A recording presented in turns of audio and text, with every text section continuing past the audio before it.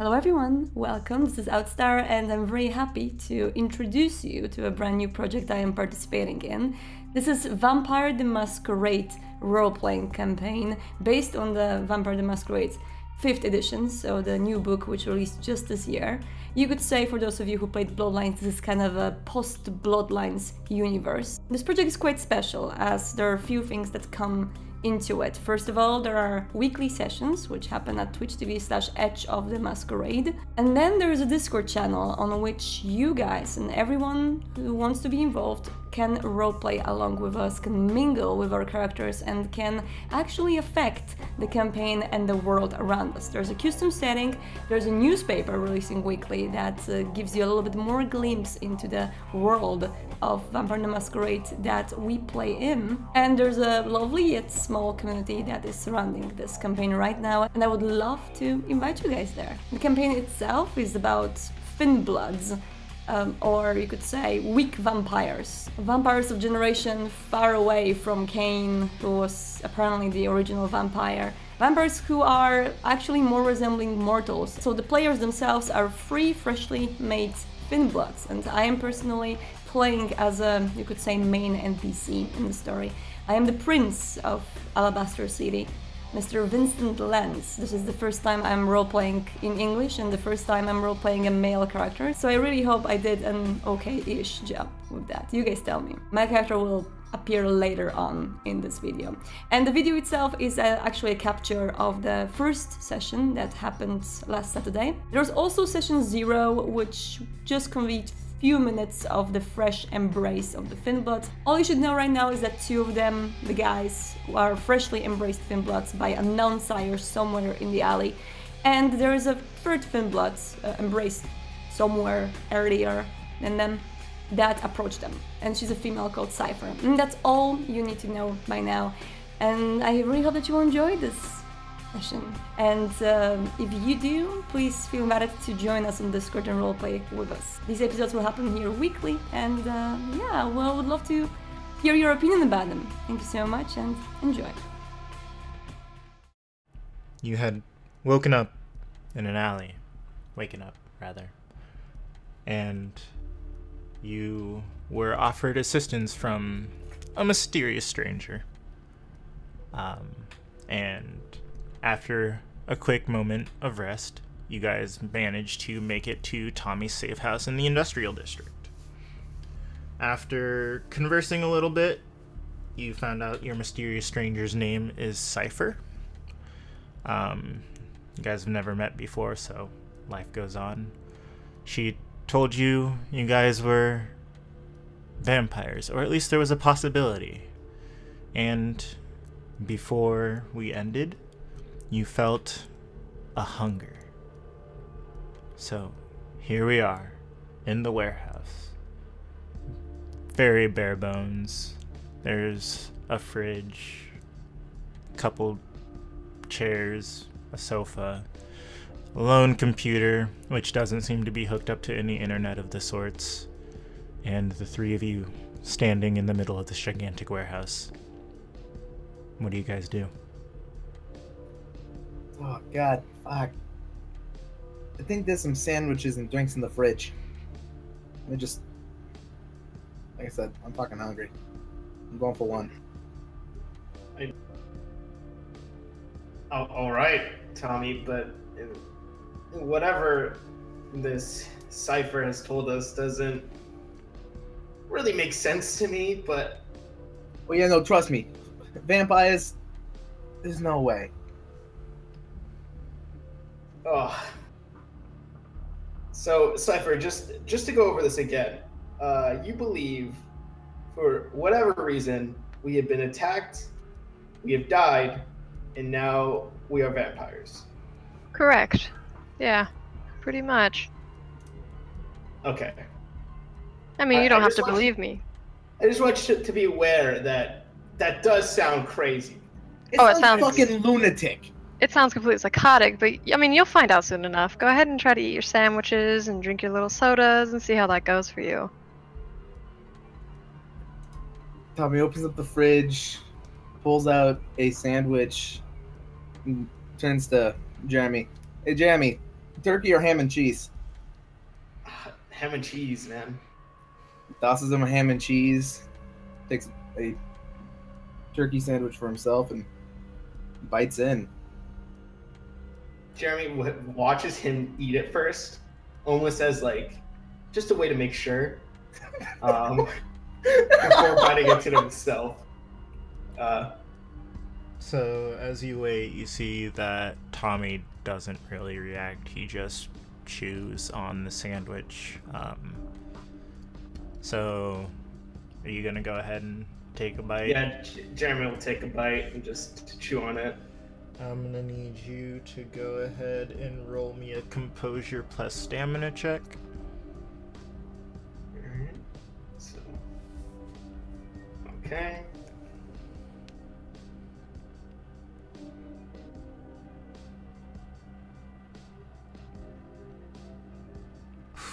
Rough. So I got one success. Alright. So as you bite down on the sandwich, the most bland, disgusting sandpaper taste permeates your mouth. And as you swallow this sandwich, it immediately comes back up and it is all over the floor. You're just vomiting.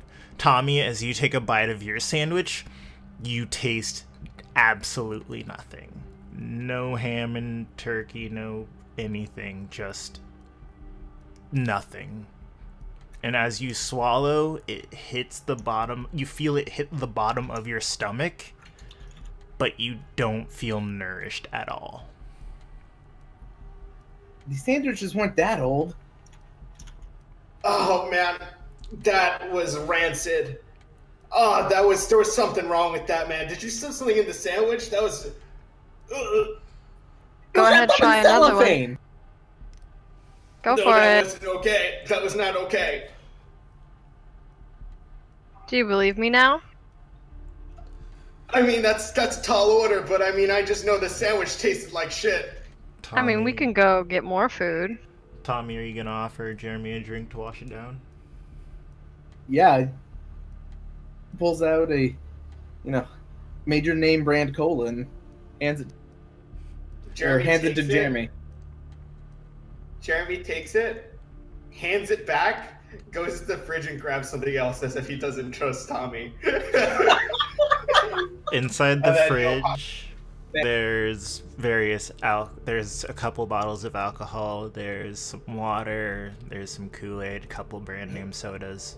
He's gonna take a bottle of alcohol, just pop it open real quick, and then like chug it down.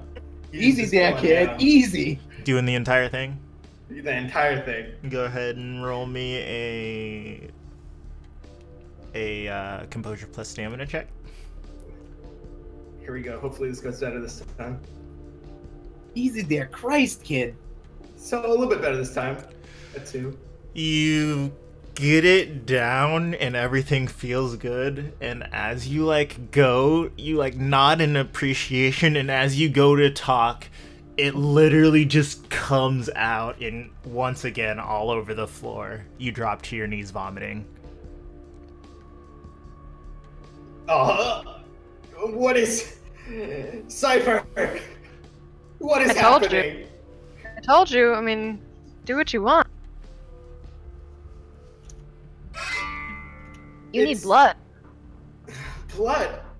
But where are we gonna get blood? Well, I just go find people that are sleeping on the streets, or, go to a party. Your family. She looks Fucking over at Tommy. Christ! No, fuck that. No. You just... Bad batch. Weak stump. No, I think I would know if it was a bad batch at this point. I mean, honestly, this is really bad. I can't even, I've had that drink before. It doesn't taste like that. Pass it in. I hand it over. And Tommy takes a pull like he has many a night before. Just Feels bland. Not any, doesn't feel light at all, doesn't feel heavy at all. It just kind of goes down. Oh, for fuck's sake, this used to be one of my favorites. What the fuck happened to my taste bud? Okay, let's just sit down and listen to Cypher again, because I'm having a headache here, and I'm just hungry, and I don't know why this is not working out for me right now. Yeah, okay, fine.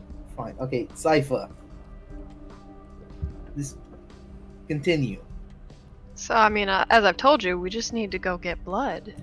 You can do the bank. Some people do that. It's nasty, in my opinion, but, you know, I you would just rather find do that somebody than just, find the hobo off the street. Okay, but hobos are like cheap resorts. I mean, you can go find some fancy person, whatever you want. Family works great for a lot of people, is what I've noticed. You know what? Again, like I said before, fuck that. Where's the nearest bank? I actually don't know. I've never used one. I just get victim. I guess that's fair. All right. So let's just try to find someone. Let's just throw this out here. Try to find someone, and we'll test Cypher's theory, as crazy as it sounds. Mainly because this just doesn't seem right in any way possible. So I'm gonna have to trust. Is there anyone, or is there any way for her to check exact time it is? Yeah, there's a bright red digital clock hanging on the wall. Time reads midnight 01. Right now would be a really good time to head out. You can usually find a couple people sleeping over just a few blocks from here. It's where I usually... Tommy, Okay. you would also know the reason that this safe house exists is because you were tasked to watch over an illegal fight club and bust it if things got too out of hand.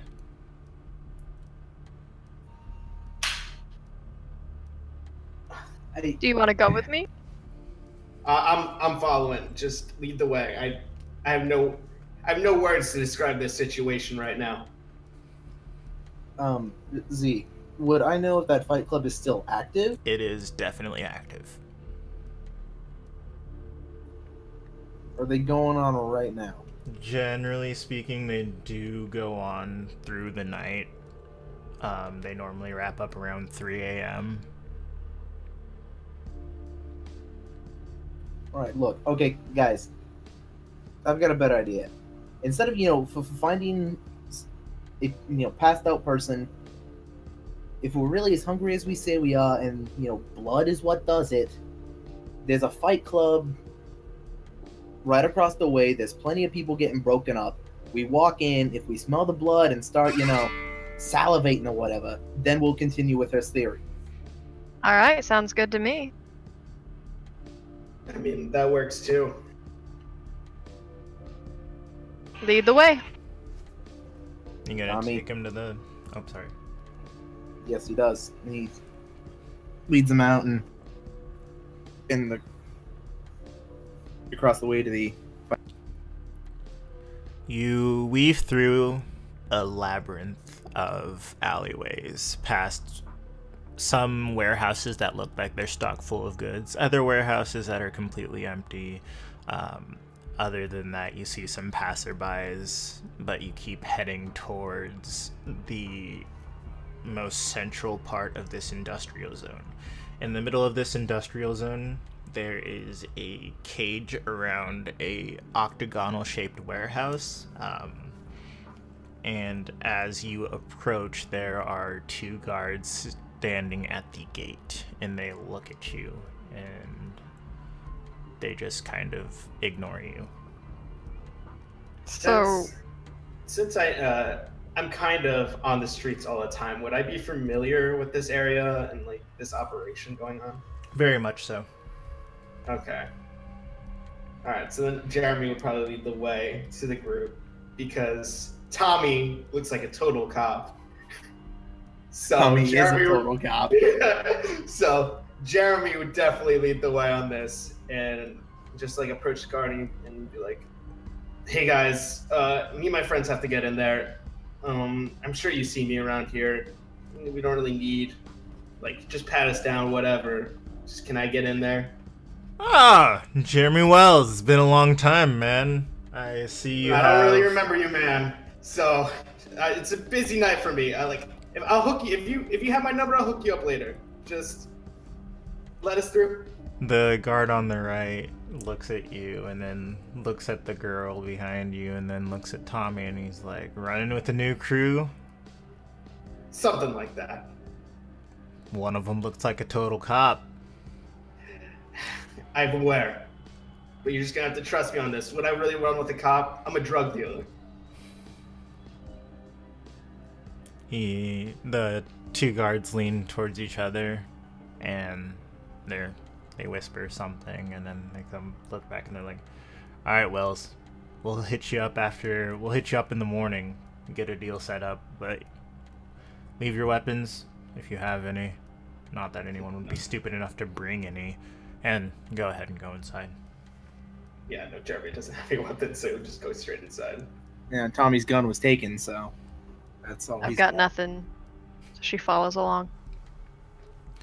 As you enter the warehouse, immediately the smell of alcohol, the feeling of the lowest rung of society, and just the humidity by the amount of sweat in the air from all these people packed together assaults your senses, as well as a new smell for most of you. Can I get Jeremy and Tommy to roll me a resolve? Just resolve? Just resolve. I got one. That sweet critical success. Okay, so Jeremy, as you're assaulted by that new smell, you kind of waver a little bit, and then you sniff the air. You smell something that reminds you of your favorite childhood candy. Something sweet, but it's on the other side of like a glass wall. Something you want to reach for but can't quite grab. Tommy, as you walk in, you're assaulted by the metallic smell of blood, and all of your testosterone rushes straight to your head.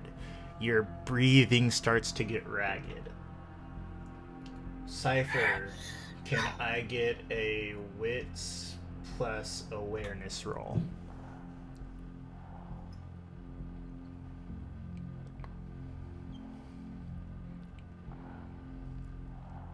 Three success.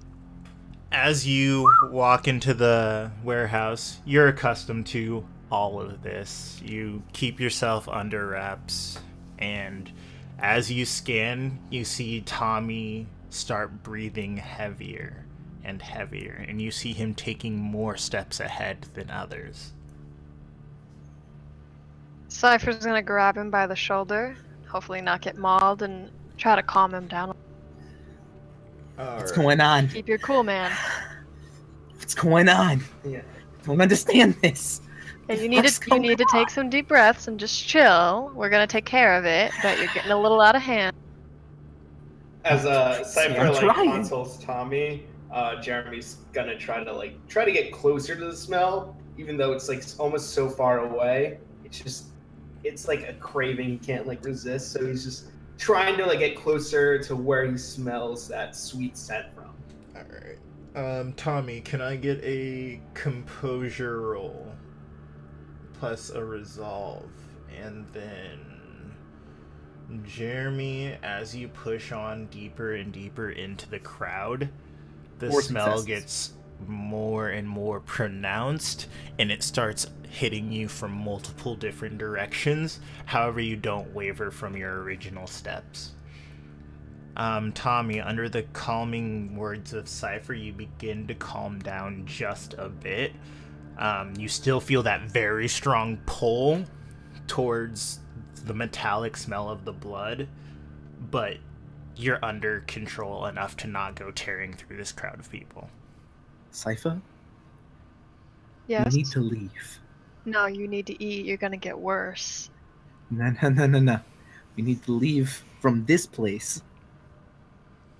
Because this is a very public place. If something happens, none of us are gonna get out of here alive. Well, let me get Jeremy. You stay over here, okay? And I'm gonna go get him, and we'll find something else. All right. All right. Don't Tommy move. takes a step outside. Okay. All right. She's gonna go find Jeremy real fast.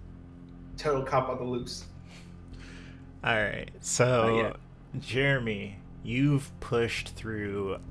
You don't even know how many people, and as you reach one of the inner cages inside the warehouse, you see blood dripping from this man's face.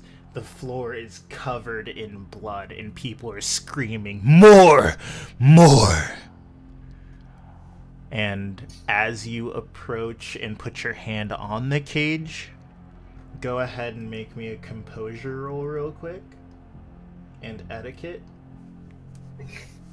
No etiquette. Got it. You notice your hands start to warp the chain link fence as more and more blood pour out of the combatants. Have I found him yet? Yes. You find him after about 3 minutes. As you approach him from behind, you can see that the chain link fence that is in his hands has almost formed a ball. Alright, Cypher's gonna try to pull him back off of this so we can get out of here. Yeah, he'll let her at this point. Like, he's into it, but like, he's trying to let go because he knows that shit would go bad in this place, especially. We're going to die. Yeah. Can I get a resolve check, Jeremy? Got the worst. Jesus. Yeah. You, as you feel Cypher's hand on your shoulder, you whip your head back and lock eyes with her, and then you slowly let go of the chain link fence, and I assume you allow her to pull you out of the building? Correct. Alright. As you're being taken away from the cage, you hear finally some more blood as one of the combatants is hit so hard he smashes his head against the fence where you were, splattering a little bit of blood on your face as you're pulled outside. We need to get back with Tommy. Yeah, no. At this point, Jeremy definitely knows what Cypher was saying was true, and he is doing everything he can to get out of there without pouncing on someone. That critical success, you'll be fine. Yeah. Tommy, are you outside? Where are you? Cypher calls to. Tommy's like just outside the door. Like he's outside and like shaking hand, just like trying to light a cigarette. Alright, so do we want to head to where I thought would be a good idea? At this point, you know way better than us, so lead on. Alright, just Cypher's gonna take lead them. us not here. Alright, so... It's about 6 blocks from the warehouse. Alright, so as you guys get further and further away from the warehouse, the guards let you by without any problem. Jeremy, one of them looks at you like you're already leaving, like you just got here. But you guys push on the 6 blocks, and there you find inside of a burnt out shed, there's just a bunch of homeless people. They all seem to be asleep. Alright, so what I normally do is I just go in, I pick someone, I drink from their neck, just a gentle bite, because we have fangs, you know. I mean, you've read vampire lore, I'd assume. Drink enough until you're full, and then just leave. Does that sound okay? I mean, that sounds fine to me, but... I mean, yeah. No, Tommy, you go first. Okay, no. How about this, Go Cypher? first. No. I will show 'em? definitely go first. Don't worry, I'll show you. Cypher will approach someone that's closest to the door. Alright. So, I'm going to need you to make a dexterity and athletics check real quick.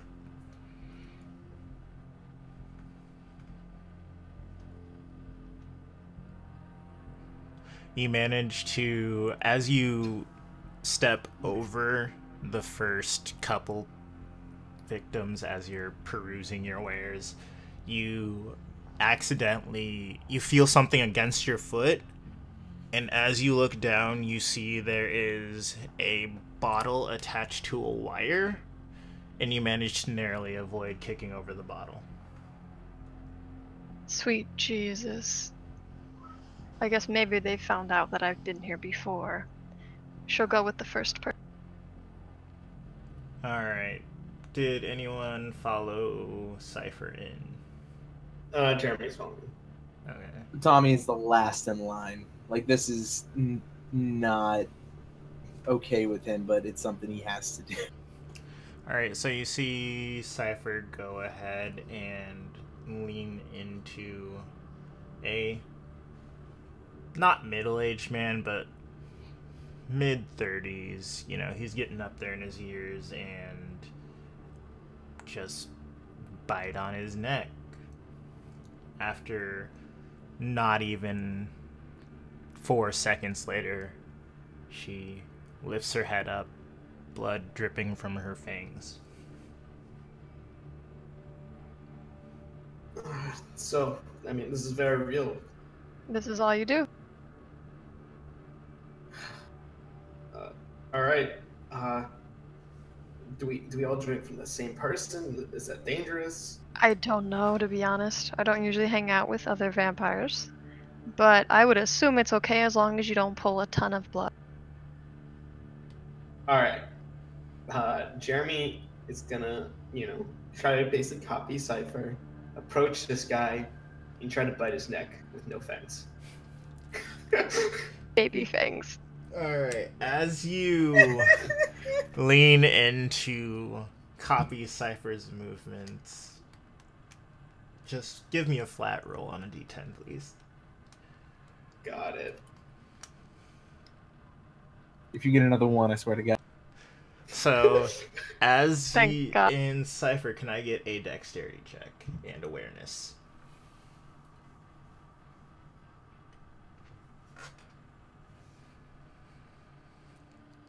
Fuck. So as Jeremy goes to bite down on this man's neck, you notice his fangs are significantly shorter than yours. And at first you're just like, cool, whatever, I've seen fangs of all different types. But then you see him clamp onto this man's neck. The man's eyes shoot wide open in pain. And as you go to cover his mouth, you put just enough strength behind it to smash in his head. Well, Against I'm the floor. sorry, but Jesus! go What the ahead. fuck? Eat. What did 'Cause you do? if anybody, no, you're gonna wake them up. What the Oh, fuck did no. you just do? She tries to cover Tommy's mouth. Jeremy's can still try to drink from this guy because he's really hungry and can't resist, even if he is dead. So Takes the cracked skull, cradles Yeah.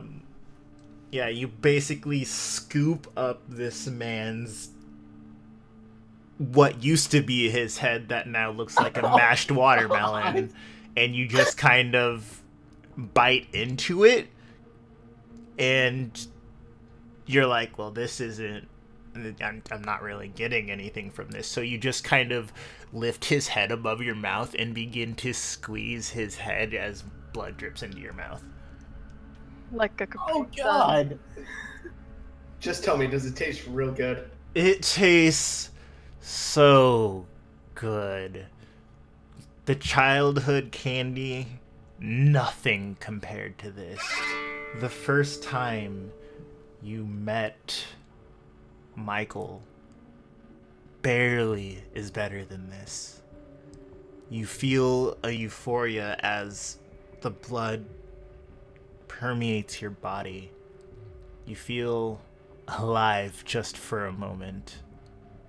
But you know instinctually this is wrong. But you've never wanted it to feel more right. Yeah, he's indulging in this moment. He's just... Tommy, I need you to make Tommy, my friend, I need you to go ahead and make a composure roll.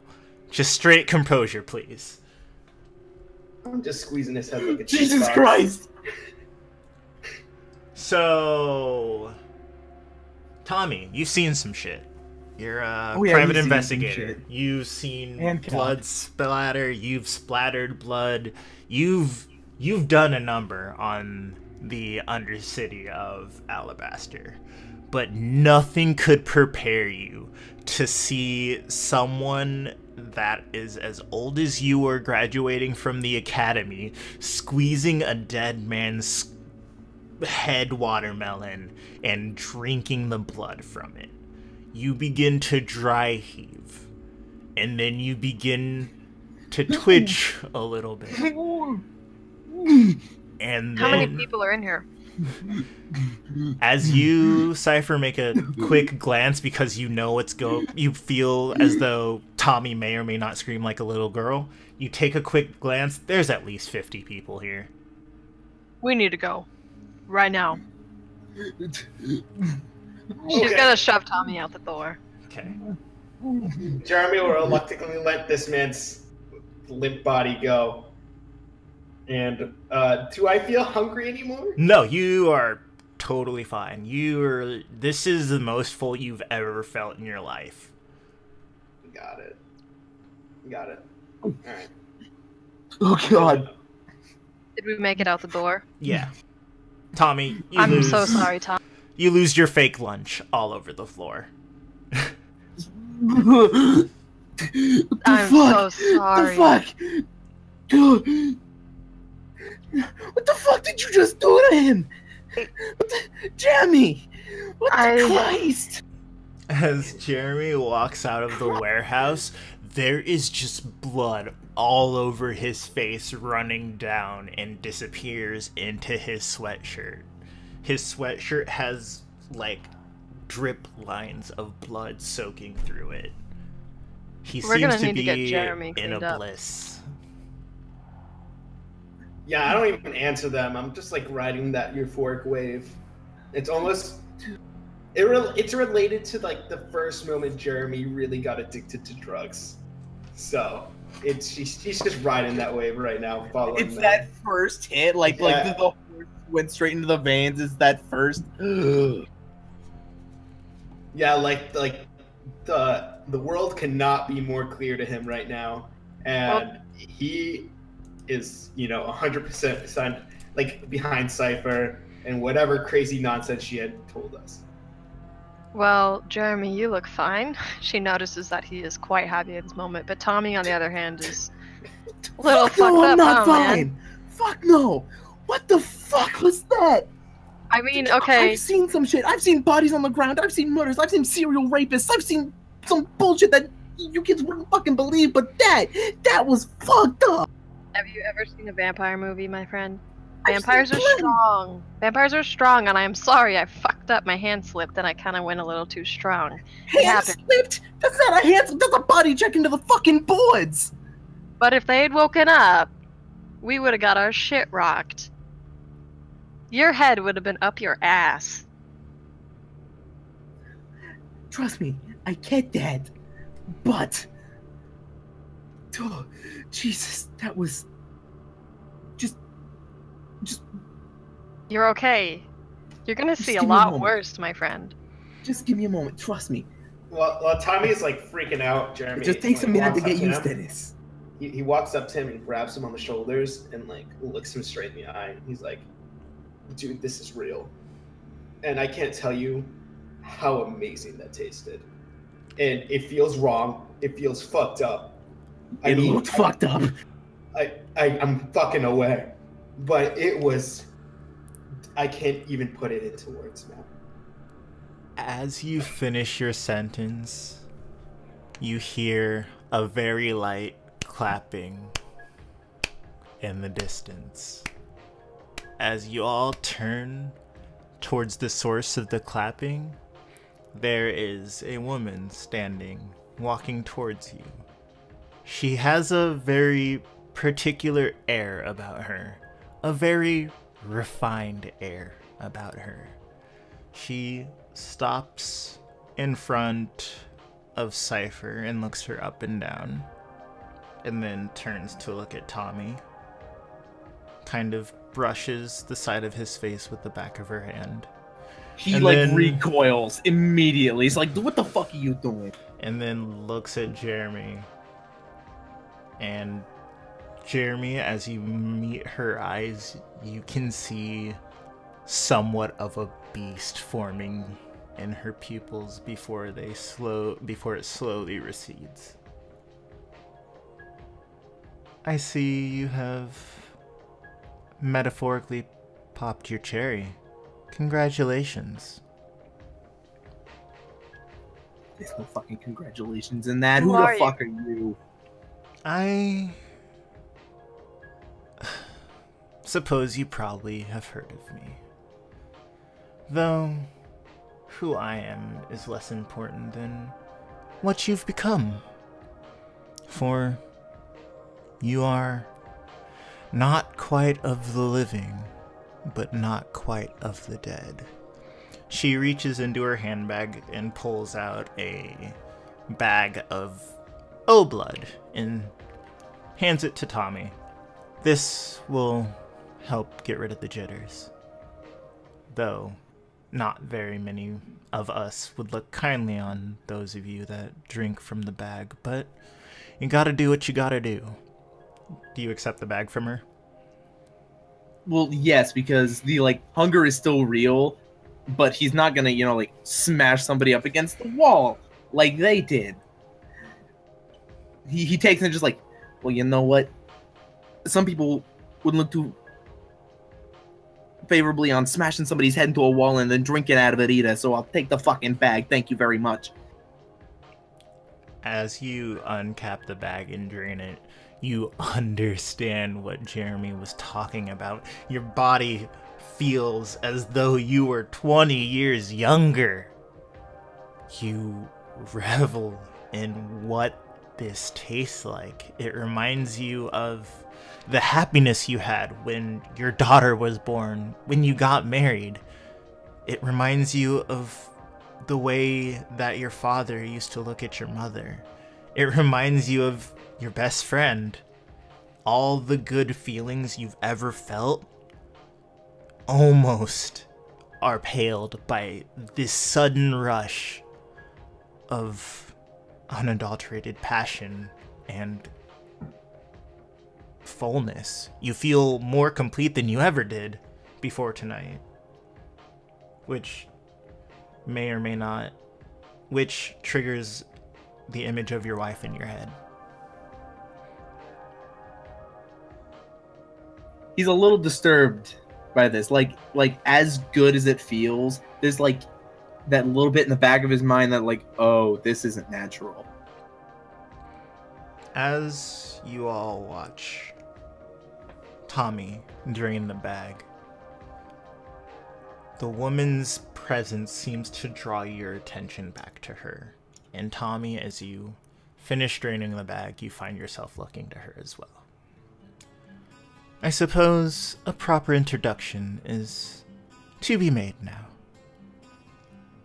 Some people call me the Golden Voice. You may call me Haley Johnson. Welcome. Well, I suppose welcome isn't the right word. I suppose not. But still, she says, cutting you off. Welcome to the edge of the Masquerade. I shall be your guide for the next... She lifts up her arm and kind of looks at her watch. 20 minutes or so. So, you may either stay here and hope that the common folk don't see your mess on the inside, or you can follow me, and we can do a proper introduction to the prince. Cypher will willingly follow her. Jeremy Tommy's will follow, even though this is entirely wild. He's following. Yeah, he knows like deep down like there's just no choice. There's like no going back to like after what just happened. Tommy feels the same way, but like he's still like reflexively kind of like feels the crease of his armpit for the gun that's missing, and just out of old time security's sake, and just it's not there, just kind of just lead the way.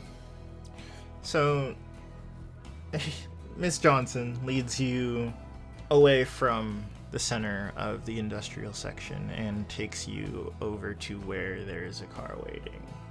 There is a rotund man there who opens the door to the back and allows Haley to enter along with the three of you. As you... That's weird. As you... That radio though. That ringtone.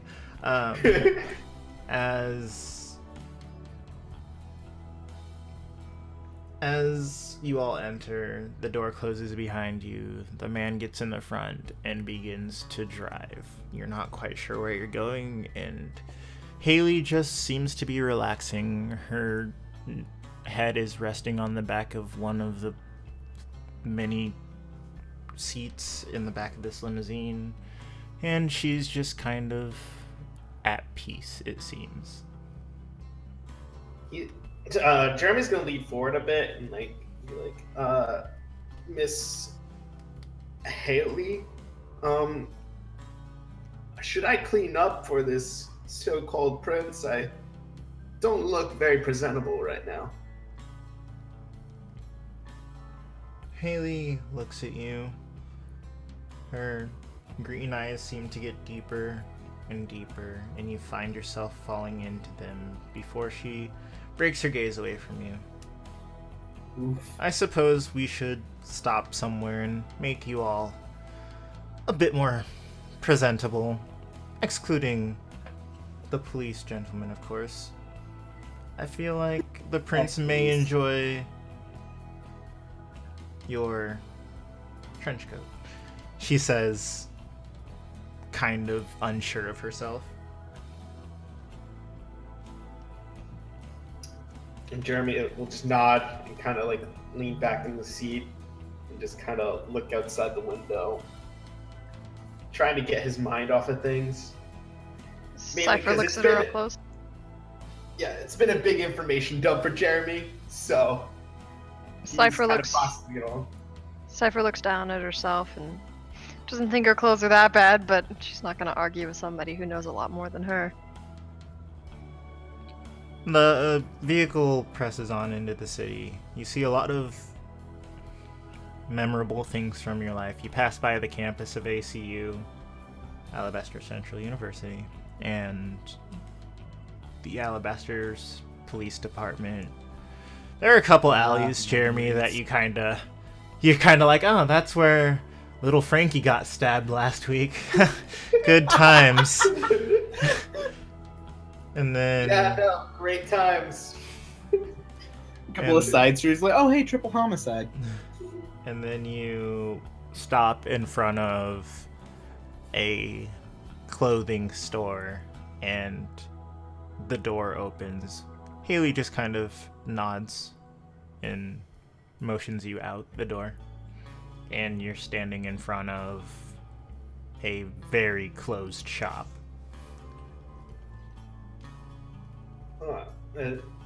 He kind of looks back at her, almost as if expecting something to happen when she nods at the door, but if nothing does, he just kind of walks up to him and pulls out his lockpicks.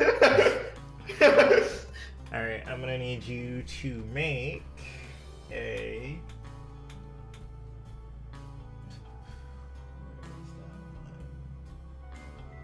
It should be larceny. Yeah. So.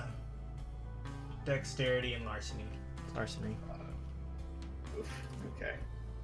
While Jeremy is lockpicking, Tommy conveniently stands like right behind him, and like so he's blocking the view. Tell me that door is open. What was that? I'm sorry, Tommy. No, Tommy stands between Jeremy and the road, just kind of as a body view block from anybody across the street. As you turn your back to make sure no one's coming, you just hear click. Got it. Well done, kid. And the door opens. Private eye. I'm sorry. Go ahead. That was it. And the Let's door. hope they don't have an alarm. The door opens. No alarm goes off, and you see an old lady kind of just leaning on the counter. Her eyes are closed as the bell, the little ding ding bell of the shop door goes off. And I'm gonna hold the door open for everyone else to come in before the dinging goes off again. Like at the dinging, his hand like reflexively went to draw position and then realized, oh, I don't have a gun, and oh, there's probably nobody here, and then his hand drops as he steps inside. Cypher will also follow in suit behind Tommy. Haley follows, nodding towards Tommy, giving a smile of appreciation as she passes by Cypher and Tommy towards the counter. Not even like looking at them, Jeremy like walks off. He like slips off his like sweatshirt and like throws on some other clothes that just look a little bit better, and like uses like a random shirt to like wipe his face down and then throws it on the floor. Jesus. As Haley approaches the counter, the old lady's eyes slowly open. Everyone needs to make a resolve and composure check.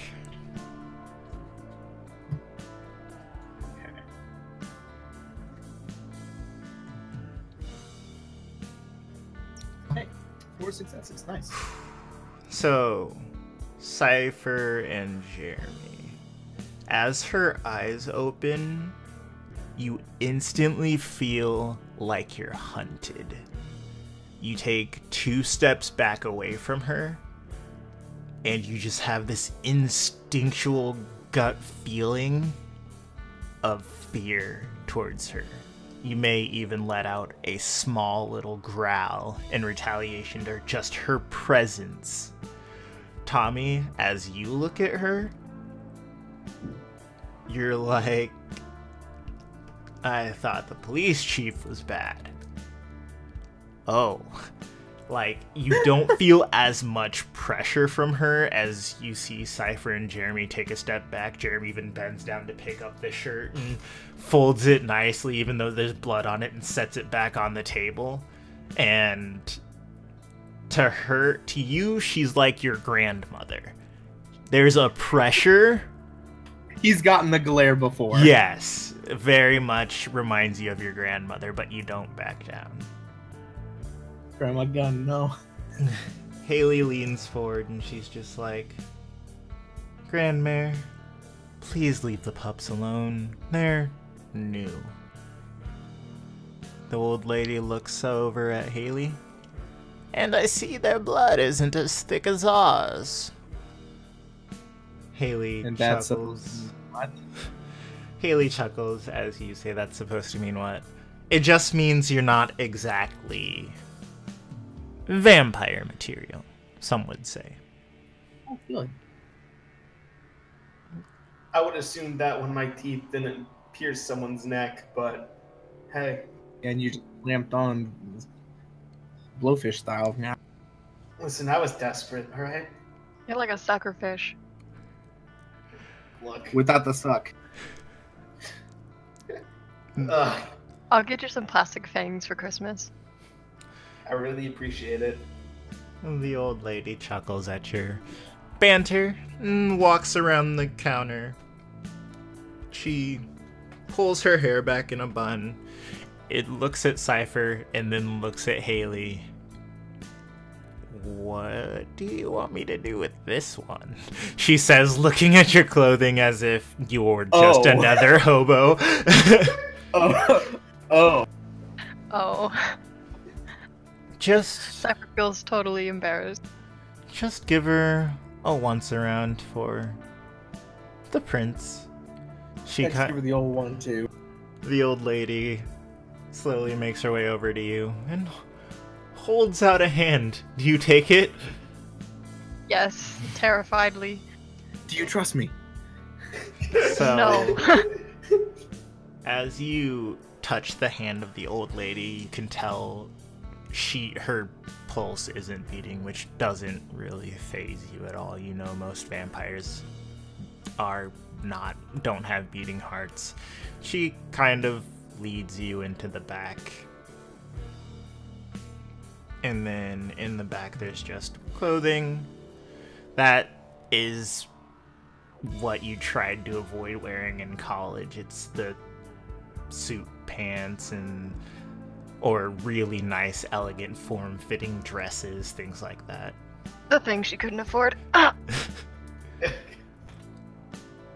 Back in the lobby, Haley is just kind of looking at Jeremy and looking at Tommy, and she's like, "You're with me, kid," she says, turning back to Jeremy and motioning him towards her as she walks towards the men's section. He kind of just nods and follows, feeling a little bit embarrassed about his previous actions, not realizing the implications of what he had just done. Tommy, you're free to browse, and they have a lot of what you would see as a costume for a private investigator in said video game or old movie. So you're just free to peruse. If you want to pick out something, you can, but obviously they don't really bother with your attire. Tommy just kind of browses and checks price. Oh, this is severely overpriced, but okay. So, Jeremy, as you're brought into the men's section, you see the things that, your boss's boss would wear when you were in the gang. You see what the public refers to as gangsters. You see very nice cut tuxedos. You don't really see the normal street clothes that runners like you used to have, or still do have. You see just a bunch of suits and nice clothing. You see a couple polos, some really nice tight jeans, but nice jeans nonetheless. It reminds me of him all over of high school. Especially the going into college. Pick something that you feel would look nice on you, and then I'll find something that looks nice on you, she says as she goes and begins looking at a couple different options. Jeremy has had a simple form of fashion for a long time. However, he does know how to dress up a bit. And even though he has kind of seen it as not necessary, especially in the field he's in. So he's gonna pick out a nice pair of tight jeans and a nice shirt that a polo that you think would look good on him.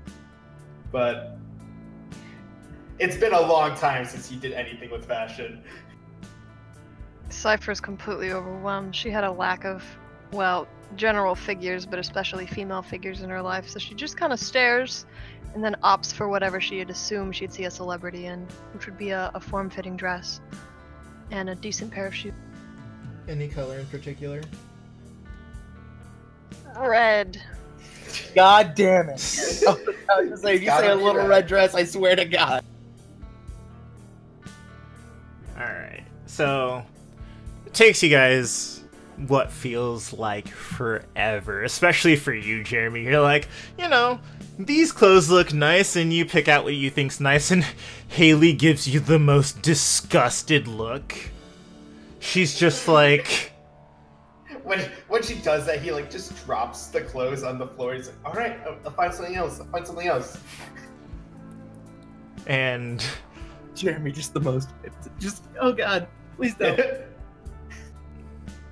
Tommy, do you want to try and assist Jeremy in finding clothing for him? If he does, he's gonna end up looking like Tommy, so... Yes.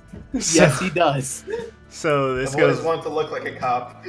This goes on a little bit, and then, like, as Haley's rejecting all of your outfit ideas, Tommy brings over, like, this trench coat, and Haley looks at the trench coat, looks at Jeremy. She, like, ponders for a moment, and then she shakes her head. Yeah, not good enough for him. we need Thank God. we need to dress this toad. So in the back, Cypher, you're getting your hair done, you're getting your nails done, you're getting your teeth cleaned. Like, this is the cleanest you've felt since your fangs forever. sharpened. Like, Little She tries not to fight it, but God, is it painful. yeah, no, it's the whole 9 yards. And when you finally get that mirror, your hair, instead of being short, somehow drapes down past your shoulders. And you're not quite sure what she did to it. It doesn't look bad, but it's definitely not your style. Definitely extensions. Definitely coming out. And then she's like, passable. And then she Ow. just kind of taps you on the shoulder and leaves the back room.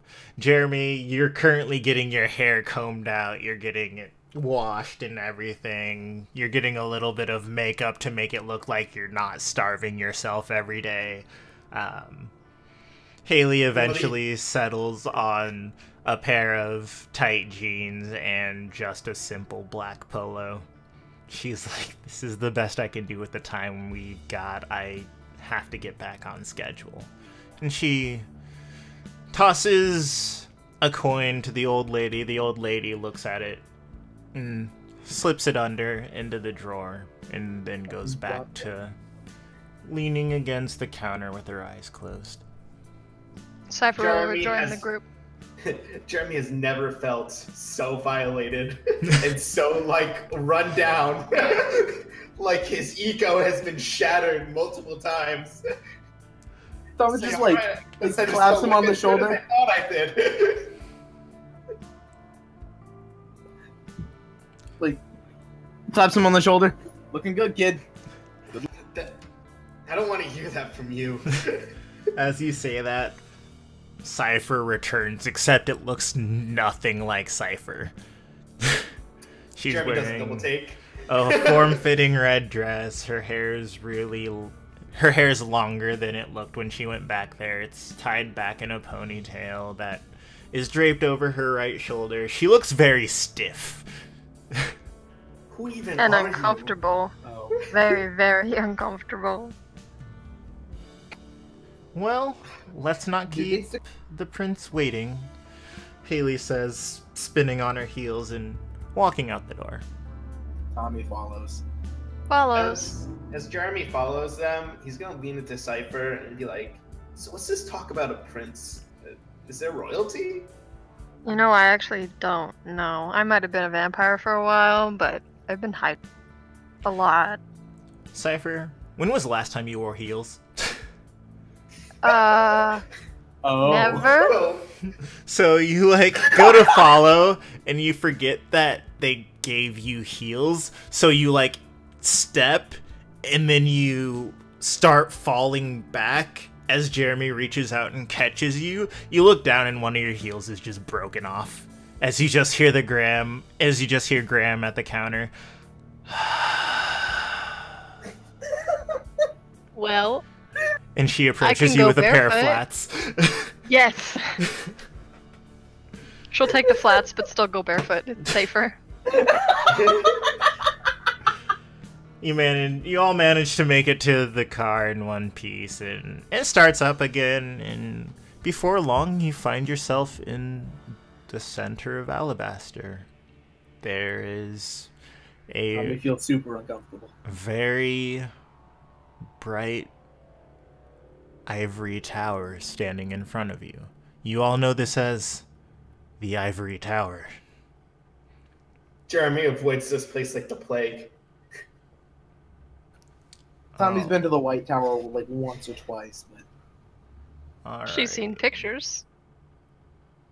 Policeman's Ball, that was like the one time he was allowed in. As you exit the car and head towards the Ivory Tower, Haley smiles and pushes through the large double doors. In front of you is a vast, plain white entryway with immaculately carved statues and busts of important people in Alabaster City. Ignoring all these, Haley begins to walk towards the 3 elevators in the middle of the room before taking a sharp left turn and continuing through a winding labyrinth of hallways before arriving at an elevator that none of you really knew existed.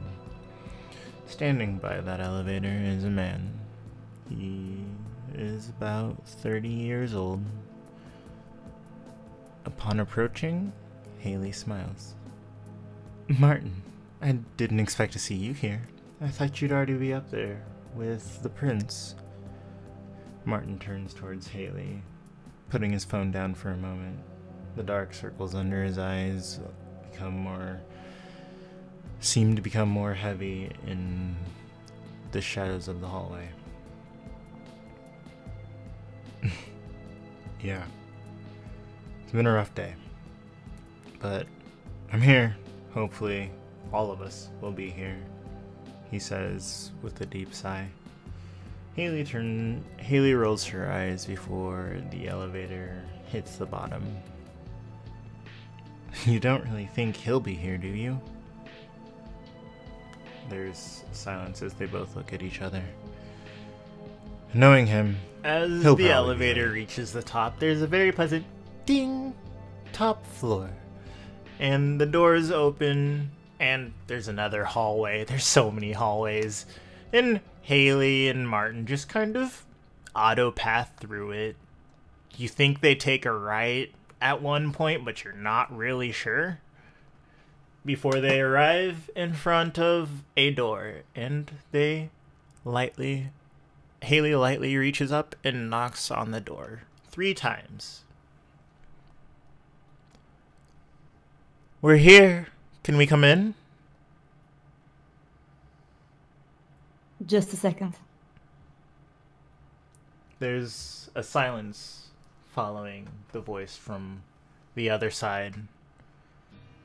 As The voice is terrifying. Haley Alright, you can come in. Haley looks back towards everyone. You see her visibly take a deep breath and let it out as she turns the door, and in front of you sits a very attractive man. Tommy, you know this face like the back of your hand because the APD has been trying to get dirt on this guy forever since he rolled into town. Cypher. And I assume he's never gotten close. No. Cypher, this face is kind of familiar to you. You remember it a little bit from before your fateful turn that night. Jeremy, you don't exactly know who this guy is, but you've seen him in the papers. He looks important. He looks very important and untouchable. And sitting behind the desk is the one, the only, Vincent Lenz. These are the pups I found out and about. I hope I didn't spoil your night, darling. I just thought maybe they should say hello, Haley says as she walks around the table or the desk and stands next to Vincent. Martin kind of just shakes his head and walks over to the corner and sits in one of the chairs, pulls out his phone and messes around on it a little bit. What do the three of you do? Cypher's gonna stand there very quietly and not move. If I don't move, he can't see me. He's a T-Rex now? Let me just pause this. Yeah, like Jeremy just visibly becomes more stiff. Like he's never once encountered someone so important, and like he just feels out of his element. He's wearing clothes he's not comfortable in.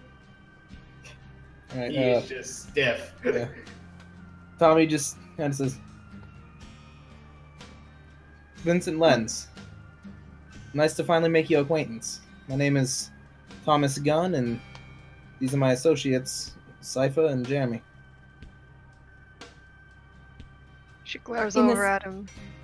In a split second after Tommy's introduction, I would like to very quickly check our guests. Mr. GM? Yep. The thing happens. The thing happens. Vincent shifts his eyes to Haley very quickly, looks at her and pierces her with his eyes for just a split second, just to see her reaction. Haley winces and does not make eye contact. Vincent very quickly gets up from his chair and he approaches all the three guests that he has just had and bows very gently in front of them and says, "Good evening, everyone. My name is Vincent Lenz, as your associate here has just told you. It is a pleasure to make your acquaintance, and it is a pleasure for me to welcome you to my domain." Jeremy just does the most awkward bow back. Like he doesn't know what's going on right now, but he's just going with it. Cypher gives a small curtsy, just making face contact, but not looking him in the eyes. Nods his head and gives a slight salute and would, I guess, pleased to be in your domain. Vincent immediately takes his hand out to shake Tommy's hand, of course, if he's willing. Tommy takes the hand. Vincent looks at them very quickly and smiles very gracefully and politely and says, I would guess that you all know what position you landed at right now. What happened to you? Do you know that? Well, all I remember is I was chasing a suspect in a multiple disappearances case down an alleyway, and then I woke up with a hunger. He says, glancing over at Martin, just like one of those, does he know about any of this? Kind of glances. Vincent nods his head and says, Mr. Gunn, I know your name already, but I haven't heard yet the introductions of your friends. Would you be willing to introduce me? Of course. This is Jeremy Wells, and this young lady is the person who found us, Cypher. Vincent bows gently in front of them, not giving you his hand because he's not sure if you would feel comfortable with that gesture. And he smiles again and he says, well, I guess that you know that you are all vampires right now, don't you? Definitely. Yeah, that's been clued in. They're in The denial. worst of ways. Yeah, emphasis on the worst of ways. Well, I can tell you right now that there is a connection in between us in here. We share this in between each other, and we also share something more, at least with one of you. He gently moves away from the crowd of his guests, and he steps back a bit to maintain a bit of distance. Are you also aware of what kinds of vampires have you become? I didn't know there was different types. He looks All I know is I'm a type without teeth. He looks at Cypher and pierces her with his eyes, but not to the point that she feels uncomfortable. At least not that much uncomfortable. And he asks, "You seem that you know some things about our kind. Is that true?" Yes, so when I was turned, I was researching into you a little bit. I had heard rumors, and that night I was attacked, which pretty much confirmed my suspicions. So I've done some reading, but I've avoided libraries since. Does any one of you present know of the term Camarilla? I've only heard of it. What'd you hear? Just the word. Group of people. We don't have much time today, so I do hope that Miss Johnson here will give you a more proper introduction to our etiquettes and politics and every mess that is behind all of that. But you shall know that Camarilla is an organization within the world of undead, to which you do belong right now already. An organization with a dubious past and... Hey! Hey, I know I'm late. Can I be let... Vincent, are you here? I know I'm late. Can I come in? Vincent sighs loudly. Yes, please. Haley puts her hand up to her temples and gives them a rub, and Martin looks away from his phone for a split second before Jeremy sighing. just has a sense of foreboding. Do I recognize the voice? You don't recognize the voice at all. One. As Vincent gives the okay, the door just kind of flips wide open, hits the wall. There's a thud as there's a very handsome gentleman with platinum hair strolling into the room. I'm really sorry I was late. There was traffic. Yeah, there was traffic, and yeah, so... Lower your voice. Oh, yes, of course. There was traffic. Sorry, sorry I'm late, sir, Vincent. Could you please sit down and let me do the talking right now? Yeah, of course. Yeah, no problem. Haley, you're still a bitch. Martin, nice to see you. He makes his way over to Martin. Just like under his breath, Tommy's like, traffic at 1 o'clock in the morning. Don't think of PI to know that's some bull. Vincent just rolls his eyes and he faces towards the guests.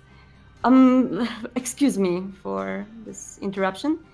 Well, I just want to tell you that I, by some matter of fact, have just become prince of this lovely city. And the prince is nothing like a royalty that you might be accustomed to in your mortal lives. It is more of a title given to someone in, let's say, power, saying that he smiles a little bit. But do not worry about that. I am not going to follow the ways of the previous princes that, seeing your kind, he looks at Jeremy, Cypher, and tell me one by one, would probably not let you survive another minute. Well, that's nice of you. Our kind. Your kind, yes. See, I think the simplest way to explain it is that your blood is a little bit diluted.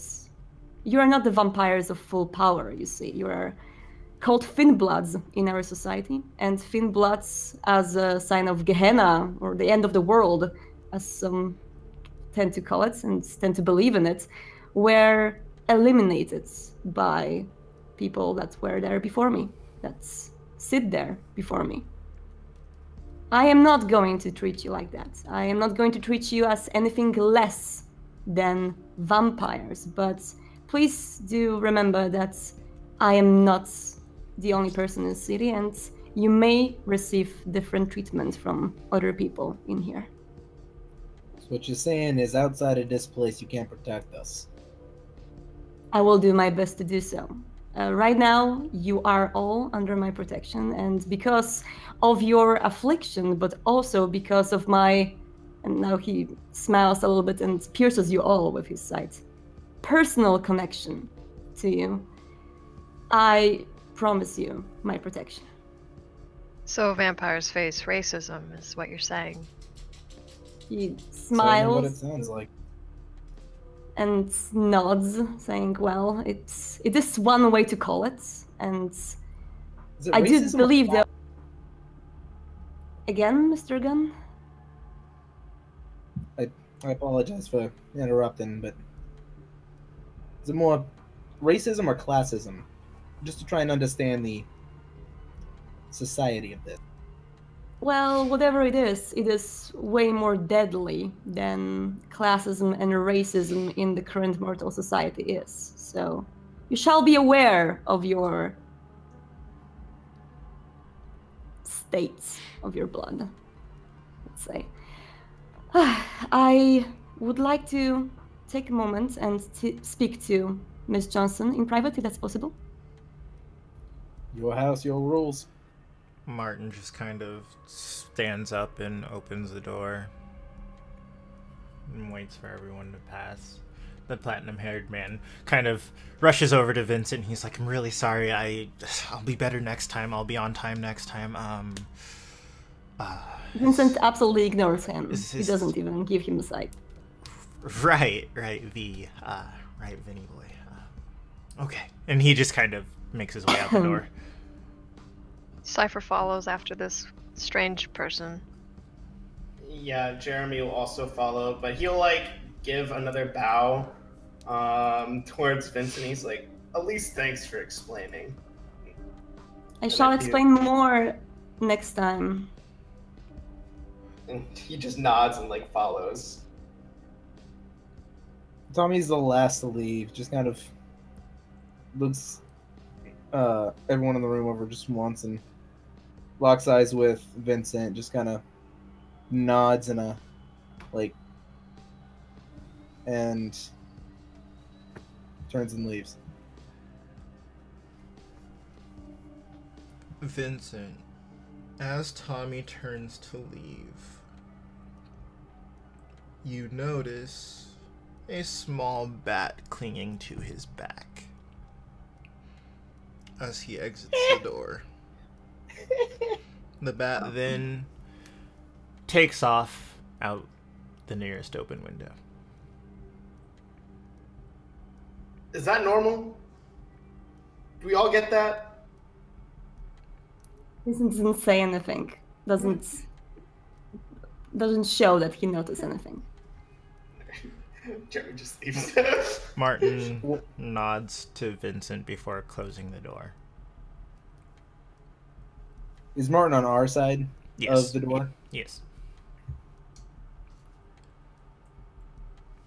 So I get that I am alone with Haley in the room right now, right? Correct. Vincent walks to the window, not looking at Haley, just looking outside. And standing there, after he takes a deep breath, he just mutters through his lips, "Sit down." Haley doesn't even think about disobeying as she sits directly on the floor. Her legs underneath her. Oh. I have just one question to you.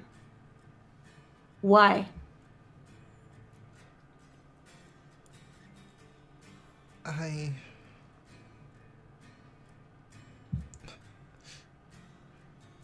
wanted wanted to be useful again. I'm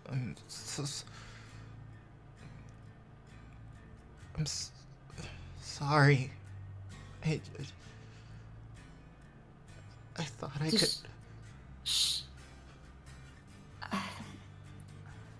Don't you remember what happened last time you've done this? I thought it changed. Miss Johnson, you may believe many things, but something that you might have assumed back then, and something that you might as well inscribe in your head right now, is that the reason of my disappearance back then was tightly connected to your doings. Do you want me to disappear again? No. Please don't leave me behind. Oh shit. Please, not again. This is not going to be easy. I called you here today because I wanted to give you something. I prepared something for you, but now I don't know. Saying that, he just turns around, he looks at her, sitting on the ground, and after a moment of hesitation, he gives her his hand to pull her up. She hesitates before taking your hand and standing next to you. Don't be afraid. It's all okay. You could have consulted it with me before, and we will have trust issues after what you've just done, but I guess I have to do it. And then he walks towards the desk in which there are drawers, and he opens one of the drawers and takes a very nicely ornamented box out of it. He opens the box and he hides whatever is inside from Haley. He then, still face to her with his back, he says, "This was just supposed to be you could say, an entry gift. Something to either prepare me or you or just maybe get a glimpse of your personal taste in jewelry, as I do not have any idea about that." He laughs a little bit, just giggles under his nose. And when I saw it for the first time, I knew that there's no one else who could wear that as good as you, because everyone else would just disappear in presence of this gem. But I think this will still fit on you perfectly. No matter what happened in between us, you're the only person I can give it to. And then he turns around and he shows her a beautiful necklace he carries in his hands with a big red gem in the middle of it, which is shining, and it kind of reflects the light like something moves inside a little bit. And he approaches her, he touches her hair slightly, and he puts it on her neck.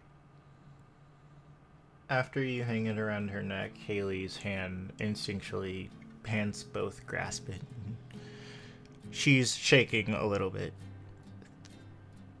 Thank you. Thank you. I'll do better.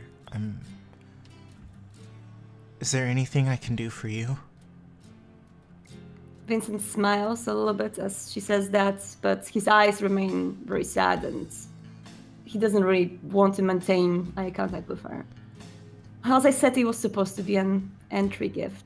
I wanted to know whether it is of your liking or not, but thinking of the other gift right now, I'm just not so sure anymore.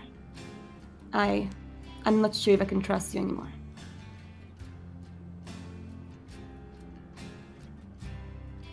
Haley holds on to the gem for dear life, and her eyes get clear. I'll prove to you I can be useful. I'll show you. Vincent nods and, still not looking her in the eyes, says, please leave right now and please tell the rest to come back in, alright? Haley nods and drops her hands and composes herself. For a moment, Vincent, you're lost in her appearance, her general air. It reminds you of the first night you guys met as she strolls out the door. Vincent catches up to her very quickly and hugs her from behind. Take care of yourself. I'll do my best, she says, lingering in your hold for a moment before breaking free and opening the door. Mr. Lenz will see you now, she says, stepping through the door. Cypher, can I get a Wits plus awareness roll?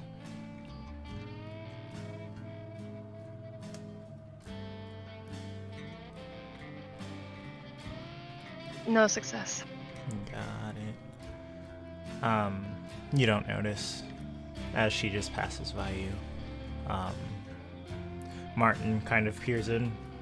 Do you want to talk to us now, or would you like to talk to us later? I want to talk to you right now. What about the kid? He says, looking towards the platinum-haired boy. Finn, he looks towards his direction and smiles a little bit, kind of gently, trying to be nice. Will you wait for a little bit longer? Of course, anything for you. I'll do anything you want, anything at all. Just lower your voice and please wait in silence. Thank you. He just kind of nods and steps off to the side. Vincent opens his arms and just leads everyone in with a nice gesture. Jeremy just kind of walks in slowly, kind of trying to get a read for it, like the situation going on right now, because it feels a little off, but he's just remaining silent. Go ahead and roll me Wits plus awareness.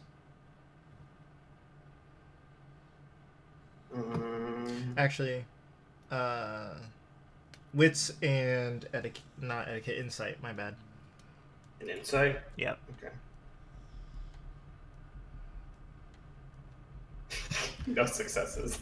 Everything seems fine. Everything just seems about the way you left it. Like there's totally no awkward air in the room right now. Got it. Everything's perfectly normal. Everything Considering is perfectly he walked normal. in with an awkward air, makes sense.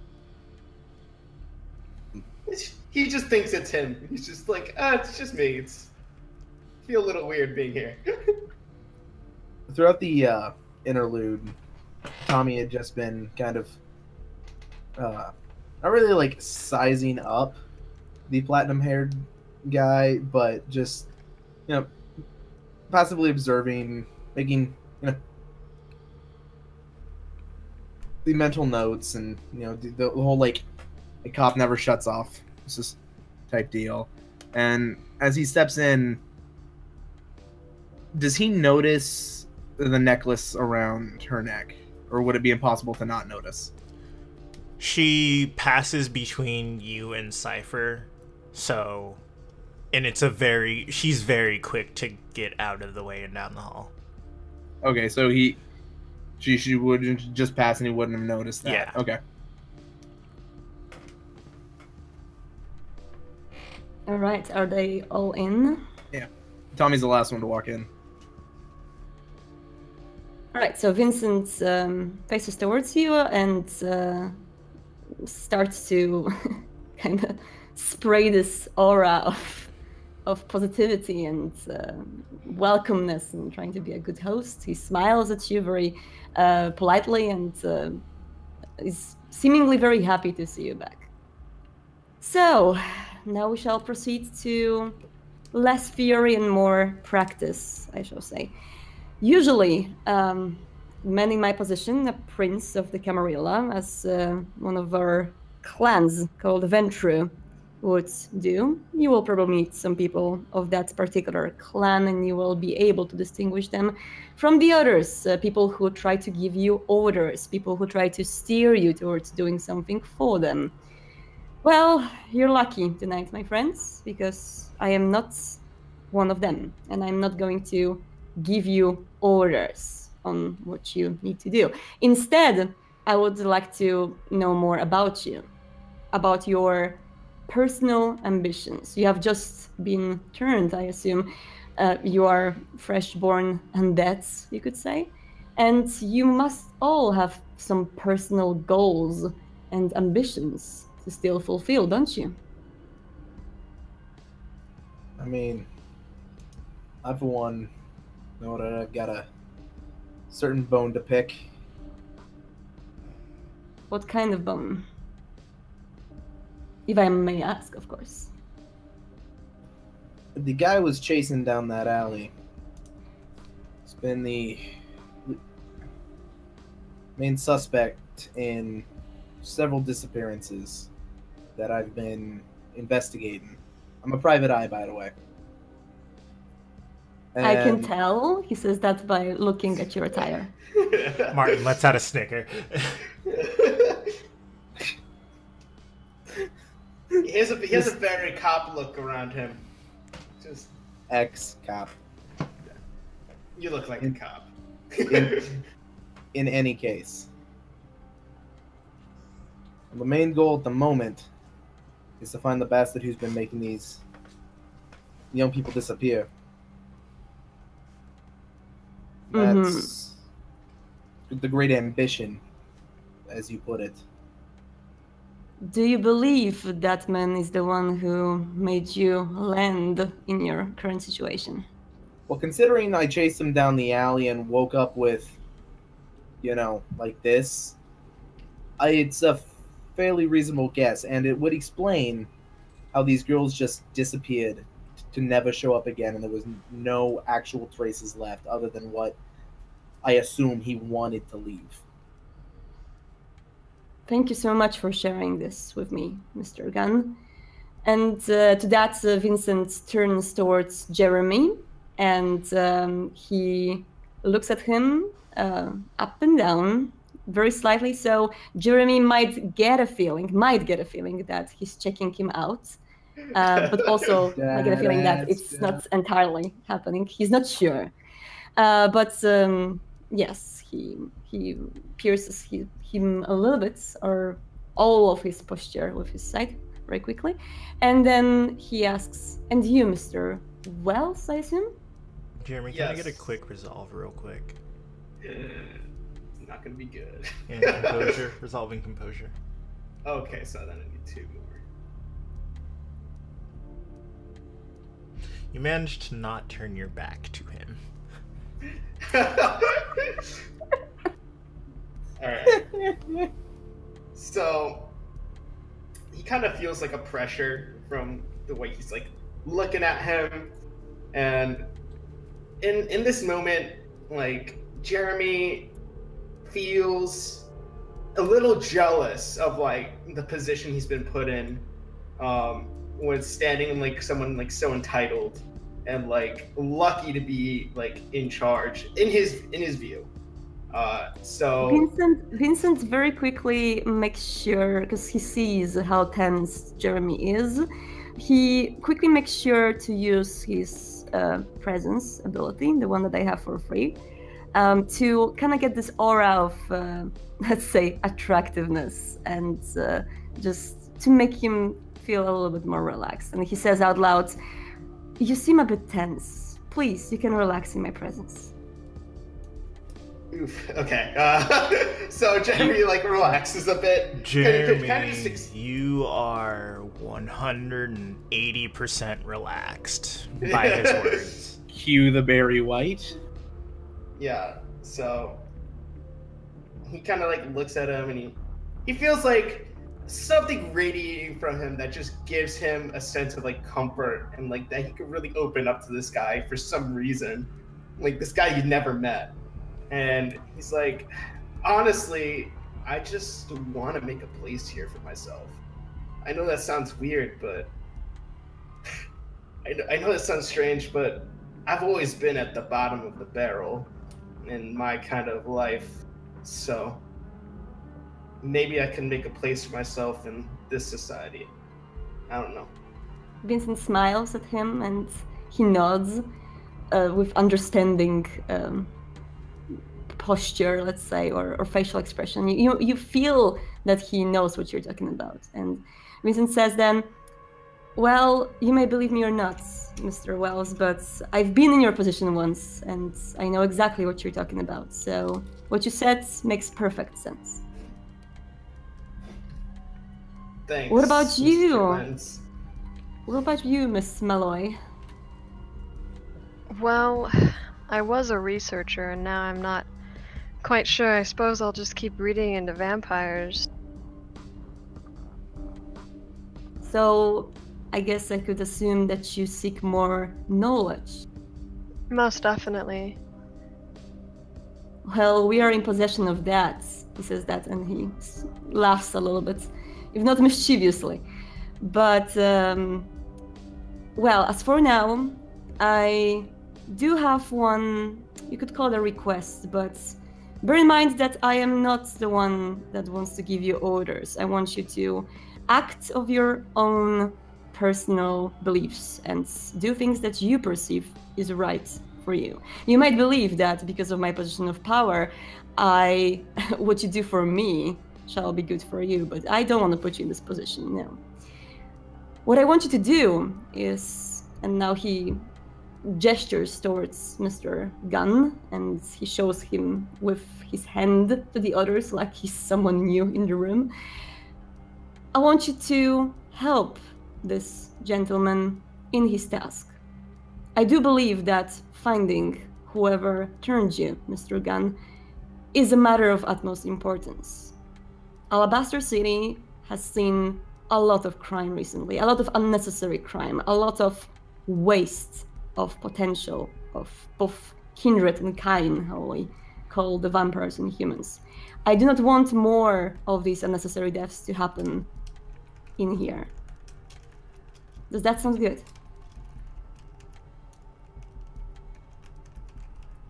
Cypher nods and agrees to it. Sounds like what I've been doing for the last 10 years. Jeremy kind of like steps forward a little bit. He's like, I have a lot of connections in the crime section of the city. I'm sure I could be of use too, keeping my ear to the ground. Well, you have been useful in the past, so I'm there's aware. no reason He to also not. paid me. This This time is I also think I'm true. doing it for free. Nah, there's when I can, I will. Well, Trust there's a small difference in between what is going to happen in between you and in your expertise right now, Mr. Gunn, than what happens before. Right now, you have help. And to that, he faces Martin Schiller, and he says, Martin, can I have your assurance that you will be helpful to these gentlemen? And to the lady, of course. We've already tracked down the main suspect. We have files. They're pretty bare bones, though. I would recommend getting in touch with Net, see if Net has any information. David Bell is, I guess, a reference you could use. Other than that, hit or miss. We'll see what we can do. The only thing I would like from you guys is at least let me put my name on it if we bust this case wide open. Martin just kind of shrugs in his very shameless self-promotion campaign way. Without waiting for a reply from Mr. Gunn and others, Vincent immediately nods his head and says, yes, absolutely. We shall do it. Just as long as that bastard's off the street. I have a daughter of my own. I completely understand what you mean. The disappearances are troubling. Yeah, my daughter's coming up on 3 now. It's... Speaking of that matter, there's one more thing we have to discuss, and I understand that this is not going to be easy for you, but this is something that will have utmost importance, and has an utmost importance, as every minute counts. My dear guests, do you have any family, any people close to you, any people that will probably want to look for you in the city of Alabaster? Well, I've got a daughter and a girlfriend who I was intending to ask to marry me tonight, actually, and then this happened. I don't really have family. I do have a friend, and someone else I'd like to keep an eye on, but she probably won't come looking for me. I don't have anyone. So I can assume that, of course, if I am to trust you, for that he smiles, looking at you all, that only Mr. Gunn has an immediate family that may want to look for you, or that you may want to stay in touch with, right? Yeah, I was actually planning on going home tonight. Well, this is not going to happen, Mr. Gunn. Excuse me? This is not going to happen. I am deeply sorry for this. And for that, he bows before you, and he has this very sad expression on his face when he says that. No. You are not to contact your family anymore. And this is not No, sort of... He looks at Tommy straight in his eyes, and he says, calm down. What you're telling me is I'm gonna have to leave my baby girl and my girlfriend without knowing. Mr. GM, I looked him straight in the eyes and I said, calm down. You failed.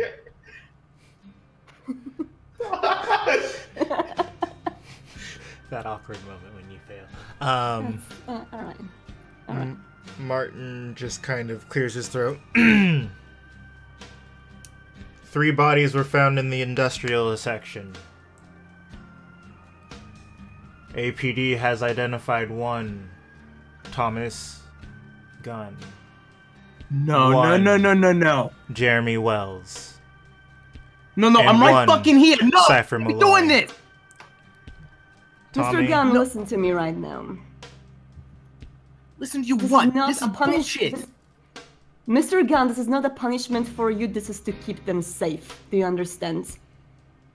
Your family is in immediate danger now that you're in this position. You want it or not, this happened. You are a part of the undead world right now. And if anyone finds out that you have this connection to someone in the city, this affection to someone in the city, they are going to use this against you. Do you understand me, Mr. Gunn? Trust me, I understand black belt more than most people, but this is he like stand like his fists are clenching and unclenching, like he wants to wail off on somebody, but he knows now is not the time. Martin Thomas walks over to Tommy and hands on shoulder looks him in the Don't you eye. fucking touch me! Tommy, when you You make may eye see the male contact, race, but don't you fucking touch me! when you make eye contact with Martin, you can see, you get the fatherly bond. I would listen to Vincent. My little girl's in the hospital right now because I wasn't careful enough. I know it's not ideal. Not ideal. But Not ideal, he fucking says. if you want your family to be safe, I would recommend listening.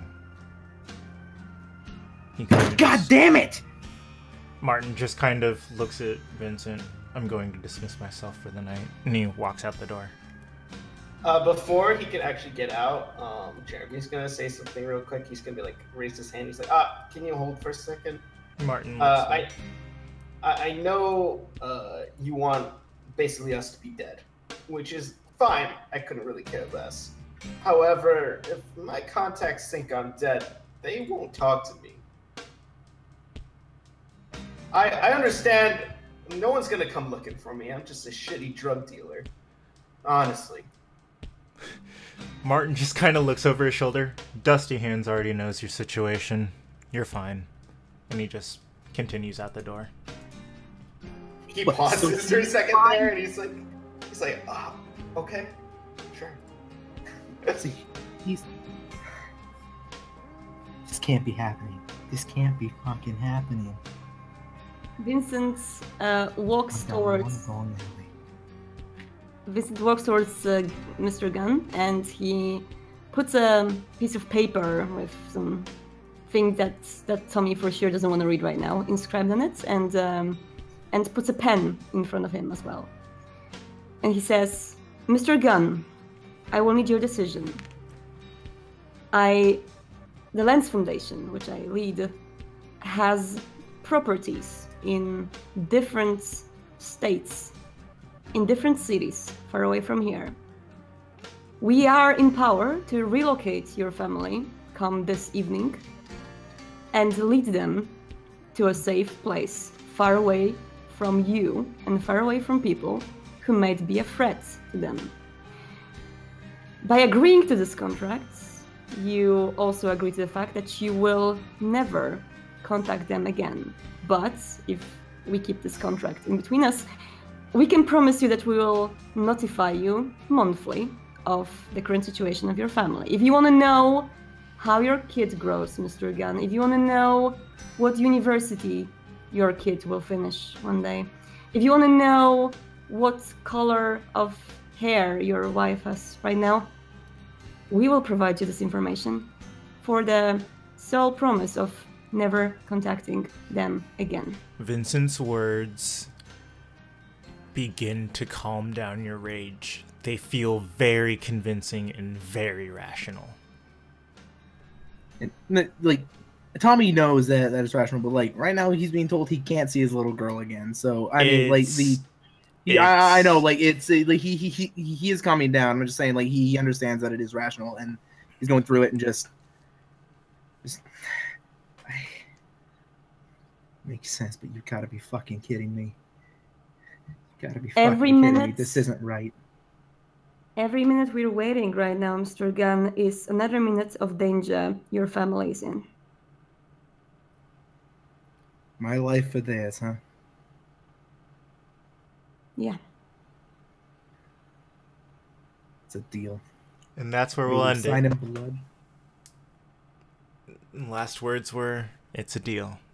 Thank you, everyone, for joining us on episode 1 of Edge of the Masquerade.